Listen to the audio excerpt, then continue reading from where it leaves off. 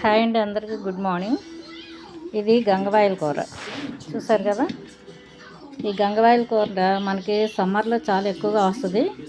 ఇది ఆకంతా కూడా ఆకేంటి కాండమెంట్ అంతా కూడా వాటర్ తోటి ఉంటుంది అన్నమాట. వాటర్ కంటెంట్ తోటి ఉంటుంది. ఆకు కూడా దళసరిగా చాలా బాగుంటుంది. అలాగే మన నోట్లో పెట్టుకుంటే కొంచెం పుల్లపుల్లగా బాగుంటుంది అన్నమాట.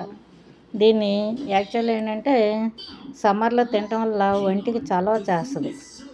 భగవంతుడు ఇచ్చిన వరాలు ఇవన్నీ కూడా మనకి. ఇలా ఆకంతా ఒలుచుకుని లేత కాడలు ఉన్నా కూడా మనం వేసుకోవచ్చు. వేసుకుని టమాటా వేసుకుని వండుకుంటే కొంచెం ధనియాల పొడి వేసి అసలు నీళ్లు పోయకుండా మగ్గబెట్టుకుని తింటే చాలా బాగుంటుంది.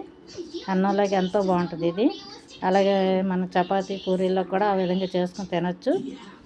ఇంకొక విషయం ఏంటంటే ఇందులో మీరు ఏం అక్కర్లేదు. ఈ కాడ పట్టుకెళ్ళి చిన్న కాడ మీరు ఆకు తింపేసుకుని కాడ పట్టుకెళ్ళి మట్టిలో గుచ్చేసారనుకో మళ్ళీ ఫ్రెష్గా వచ్చేస్తుంది అనమాట.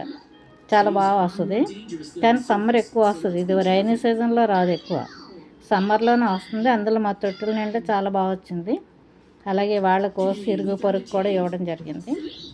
ఓకే, ఇది వాడండి, మంచిది, ఆరోగ్యానికి కూడా చాలా మంచిది. ఎంతో ఇందులో ఏంటంటే పోషకాలు ఉన్న ఆకుకూర అన్నమాట ఇది. కాబట్టి దీన్ని వదలొద్దు. దొరికితే మాత్రం కంపల్సరీ తినండి. ఇది సమ్మర్లో మనకి చాలా ఉపయోగపడుతుంది. అలాగే సమ్మర్ ఇప్పుడు స్టార్ట్ అయింది కదా, పిల్లల్ని బయటికి రానియొద్దు దయించి.